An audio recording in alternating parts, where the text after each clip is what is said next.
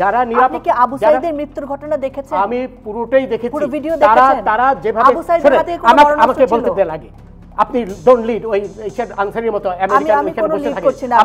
আমি পুরোটা দেখেছি। তারা যেভাবে সশস্ত্র হয়ে আক্রমণ করেছে, সেখানে পুলিশের অবশ্যই দায়িত্ব ছিল সেই সশস্ত্র আক্রমণ রোধ করার, বুঝলেন? এটা পুলিশের আইনি দায়িত্ব। আমাদের পেনাল কোড বলেন, আমাদের সিআরপিসি বলেন, সেই পুলিশকে সেই ক্ষমতা দিয়েছে, কারণ পুলিশের দায়িত্ব, অন্যতম দায়িত্ব অস্ত্র ছিল, অবশ্যই ছিল। আমি কি অন্ধ মানুষ? তার হাতে লাঠি ছোটা ছিল, আমি নিজে দেখেছি। লাঠি দিয়ে সে মেরে আপনি শুনেন, আপনি তো একা দেখেননি নাকি? আরো অনেকেই দেখেছে। সেটাই বলছি, চলে আমিও দেখেছি, আমি দেখেছি। যে আপনার কথা শুনে মনে হচ্ছে না। শুনেন, ডোন্ট প্লিজ এই ধরনের রাবিশ কথা বলবেন না আমার সাথে।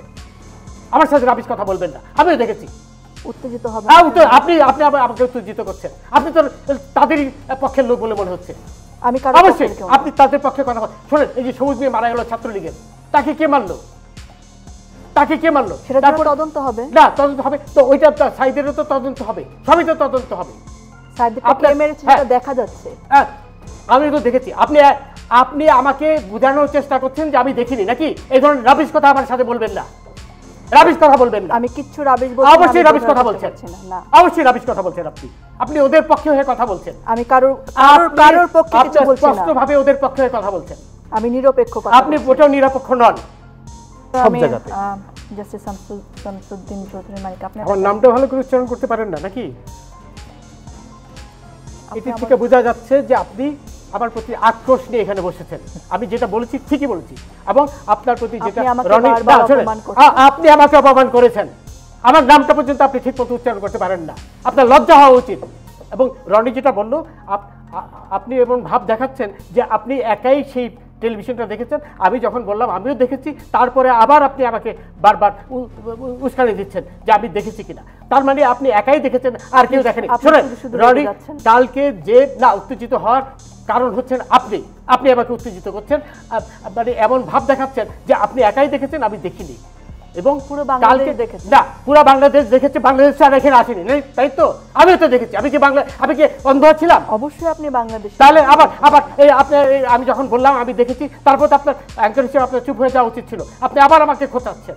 শোনেন, আরেকটা ঘটনা, সেটা তো আপনারা বলছেনই না, বলতে চাচ্ছেন না। যে শোনেন, আমাকে বলতে দেন প্লিজ, লেট মি স্পিক। আমাকে বলতে দেন আপনি। কালকে চিটাগাঙে 12 জনকে ছাদের থেকে ফেলে দিয়েছে এই শিবিরের লোকরা।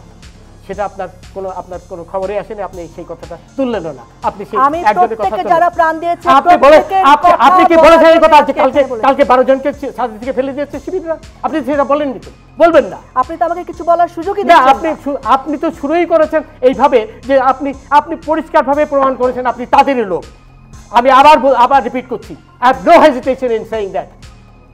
কারণ এটা আপনি বলেন কালকে নারী হিসেবে যে মিনিমাম সম্মান দেওয়া দরকার, সেটাও আপনি আমাকে সম্মান দিয়েছেন। আপনি কোনো প্রকার অসম্মান করিনি। আপনি আপনি আবার নারীর কোটা চান, আবার এখানে নারীর সম্মান চাচ্ছেন। আপনি কোটার সম্মান লিসেন টু মি। আপনি আমাকে প্রথমেই বলেছেন যে আমি দেখিনি, আপনি একাই দেখেছেন। এর চেয়ে বড় অসম্মান কি হতে পারে? অবশ্যই বলেছেন। আপনি আকার ইঙ্গিতে বলার চেষ্টা করেছেন। আপনি যে তাদেরই একজন, এটা আপনি পরিষ্কারভাবে প্রমাণ করেছেন। আবার বললেন যে নারীর সম্মান। আমার ধারণা আপনার অন্য কোনো কারণে আজকে মন মেজাজ না, আমার মন মেজাজ তো খারাপ হবেই। রাজাকাররা যখন 32 নম্বর আমার উপর ফেলতে পারেন না। আপনি শুরুই করেছেন তাদের পক্ষে নিয়ে কথা বলার জন্য। আমি এখানে আপনার সাথে যুদ্ধ করতে বসিনি, আমি আপনাকে প্রশ্ন করতে বসেছি। আপনি তাদেরই একজন লোক হয়ে এখানে বসেছেন। আমি কোনো প্রকার যুদ্ধ করতে, আমি এখানে নিরপেক্ষভাবে বসেছি। আপনি প্লিজ কিপ কোয়েট। আপনি এখানে অ্যাঙ্কার হিসেবে যে নিরপেক্ষতার দায়িত্ব, সেটা আপনি পালন করেননি বলেই আমি উত্তেজিত হয়েছি। আবার নারীর কথা বলছেন আপনি শুরুর থেকেই। এখন এই যে 12 জনকে আপনার ছাদের থেকে ফেলে দিল, এই কথাটা তো বলেননি। এই কথা দিয়ে আপনার শুরু করা উচিত ছিল। সেই 12 জন হাসপাতালে। বাংলাদেশের রাজনীতিতে আওয়ামী লীগ আর কখনো নির্বাচনে অংশগ্রহণ করতে পারবে না, লেট অ্যালোন ক্ষমতায় যাওয়া। তরুণ প্রজন্ম এটা হতে দিবে না। জামাত ইসলামী, এনসিপি সহ তরুণরা এটা মানবেই না। অর্থাৎ মির্জা ফখরুল যতই চেষ্টা করুক, এটা ছাগলামি মাত্র একটা প্রত্যাশা। এটা কখনোই হবে না। আওয়ামী লীগ কোনো নির্বাচনে অংশগ্রহণ করতে পারবে না, এই সুযোগ কখনোই তারা পাবে না। কিসের রিফাইন্ড আওয়ামী লীগের লোকজন ভাগ হয়ে যাবে, কেউ জামাত করবে, কেউ বিএনপি করবে। যেমন সালাউদ্দিন কাদের চৌধুরী সিরাজ করতে বলেছেন যে আওয়ামী লীগের লোকজন বিএনপিতে আসুক, বাধা নেই। এবং জামাতের লক্ষ্মীপুর জেলা আমির সম্ভবত, তিনি বলেছেন যে ক্লিন ইমেজের আওয়ামী লীগের লোকজন আসেন, যদিও তিনি ব্যাখ্যা দিয়েছেন, কিন্তু বাস্তবে আসলে সমস্যা নেই, এটা রিয়ালিটি, নিতে হবে। এনসিপিতে যাবে, আওয়ামী লীগ বলতে কোনো দল থাকবে না, এবং আওয়ামী লীগ কখনো নির্বাচনে অংশগ্রহণ করতে পারবে না। দেখেন না, এই একটু মিছিল করতে যায় সব ধরা পড়ে, এমন এরা কোনোদিনই আর সামনে আসতে পারবে না। এই রিয়ালিটি নাই, বাংলাদেশের মানুষ কোন গণহত্যাকারীদের আর গ্রহণ করবে না। আরেকটা বিষয় হচ্ছে যে বিএনপি কখনো ক্ষমতা আসতে পারবে না। এই দুইটা বিষয়ে আলোচনা করছি। আমাদের 24-এর গণ অভ্যুত্থান বা গণবিপ্লবের অন্যতম নায়ক শারজিস আলমের দুইটা বক্তব্যকে কেন্দ্র করে। শারজিস আলম দুইটা বক্তব্য দিয়েছে, আমি প্রথমে শিরোনাম শোনাই। ভারতের আশীর্বাদে কেউ ক্ষমতা আসতে পারবে না, শারজিস আলম। সুনামগঞ্জ থেকে এই রিপোর্ট পাঠানো হয়েছে আমাদের কাছে। ভারতের আশীর্বাদে কেউ ক্ষমতা আসতে পারবে না, এইটা কোন প্রেক্ষাপটে বলেছে? যেমন বিএনপি ভারতকে মুস্তেকা দিচ্ছে, আশ্বাস দিচ্ছে যে আপনাদেরকে আমি আশ্বাস দিচ্ছি জামাতকে আর মাথায় তুলবো না, আমরা তো আপনাদেরকে সার্ভিস দিই, আমাদের উপর আপনার অসন্তুষ্ট কেন? শুধু আওয়ামী লীগ কি আপনাদের পছন্দ? আমাদেরকে একটু পছন্দ করেন, আমাকে একটু দেন, আমাকে একটু বুকে আগলে রাখেন। এটাকে মিন করে শারজিস বলেছেন যে ভারতের আশীর্বাদ নিয়ে আর কেউ ক্ষমতা আসতে পারবে না। এখন বিএনপি যেহেতু স্পষ্ট দেখেছে যে তাদের জনপ্রিয়তা নেই, তাদের জনপ্রিয়তা তলানিতে, ক্ষমতা আসার মতো ভোট তাদের নাই, বাস্তবতা নাই, এই জায়গায় তাদের সামনে রাস্তা একটাই, সেটা হচ্ছে ভারতের আশীর্বাদ নিয়ে আওয়ামী লীগকে যেরকম জনমত উপেক্ষা করে সিস্টেমে ভারত ক্ষমতা রেখেছিল, সেইভাবে যদি বিএনপিকে রাখা যায়, তো ওইটার নতুন বাংলাদেশে কখনোই সম্ভব হবে না। এটি শারজিস আলম বলেছে, ভারতের আশীর্বাদে কেউ ক্ষমতা আসতে পারবে না। এর অর্থ হচ্ছে বিএনপি আর ক্ষমতা আসতে পারবে না। হ্যাঁ, এটাই সত্যি, সঠিক শুনছেন, অবাক হয়ে লাভ নেই, এটাই সত্যি। আওয়ামী লীগ আর কোন নির্বাচনে অংশগ্রহণ করতে পারবে না, এটাও শারজিস আলম বলেছেন। তাহলে নতুন বাংলাদেশের বাস্তবতা হচ্ছে আওয়ামী লীগ বিএনপি মুক্ত বাংলাদেশ। আওয়ামী লীগ বিএনপির লোকজন বিভিন্ন দলে ছড়িয়ে ছিটিয়ে যাবে, আওয়ামী লীগ নামে কোনো দলই থাকবে না, আর বিএনপি নামে দল থাকবে, কিন্তু সেটা মুসলিম লীগ কিংবা জাতীয় পার্টির মতো একটা ছোট্ট দলে রূপান্তরিত হবে।